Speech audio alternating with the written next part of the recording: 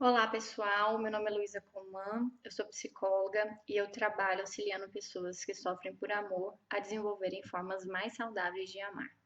Esse é o segundo vídeo de uma série de 3 vídeos que tem como a temática Amar Demais.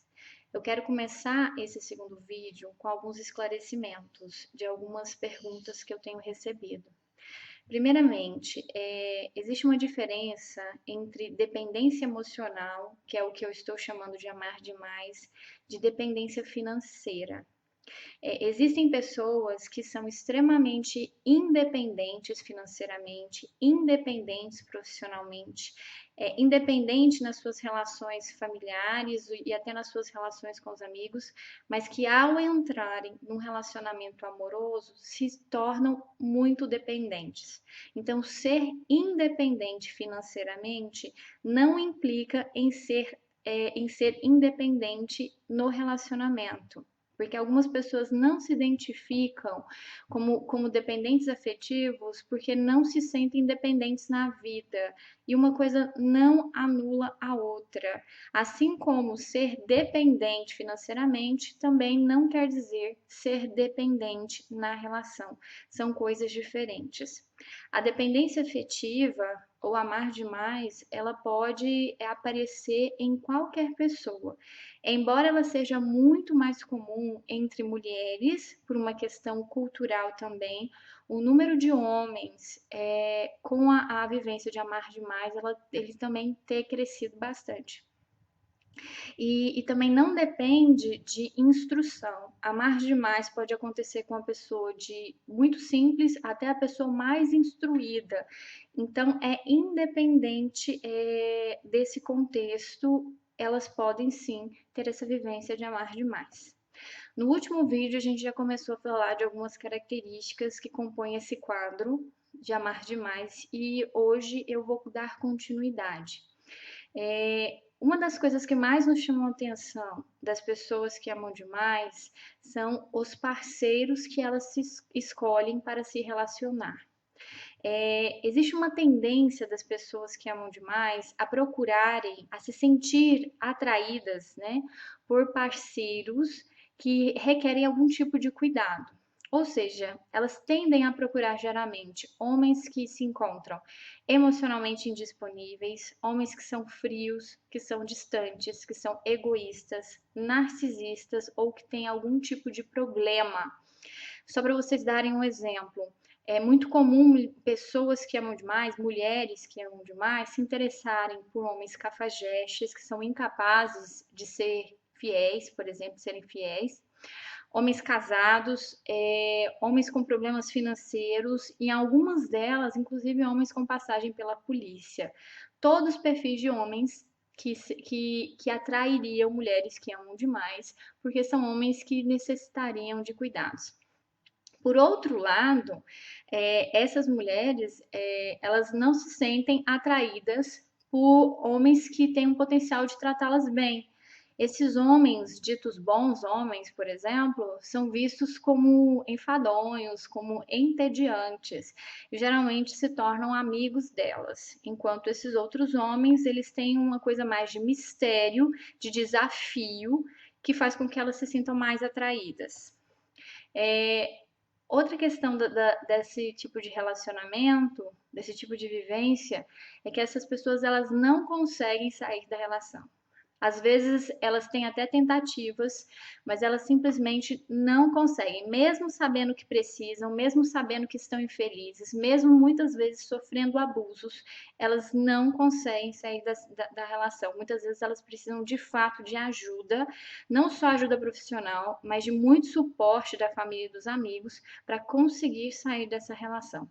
E por que é tão difícil para alguém que ama demais sair de uma relação, mesmo essa relação estando muito ruim? Assim como na dependência química, na ausência da droga, eles desenvolvem algo chamado síndrome de abstinência. A dependência afetiva também existe síndrome de abstinência. O parceiro na dependência afetiva, ele funciona como uma droga. Então, na ausência do parceiro ou na ruptura da relação, a pessoa que ama demais, ela desenvolve algo chamado síndrome de abstinência emocional. Ela desenvolve sintomas extremamente desagradáveis, como, por exemplo, falta de ar, dor intensa no peito, nó na garganta, muitas vezes não conseguem se alimentar, e o que é mais relatado é a dor física da perda do parceiro. Os sintomas de abstinência, muitas vezes, é o que leva a recaídas na relação. Então, a pessoa, muitas vezes, ela se esforça muito para sair da relação, às vezes ela até consegue terminar o relacionamento, mas com uma semana, ela está numa sensação de tamanho desconforto que ela precisa voltar a encontrar com o parceiro ou voltar para a relação, para ela se sentir menos mal, isso devido à intensidade dos sintomas de abstinência.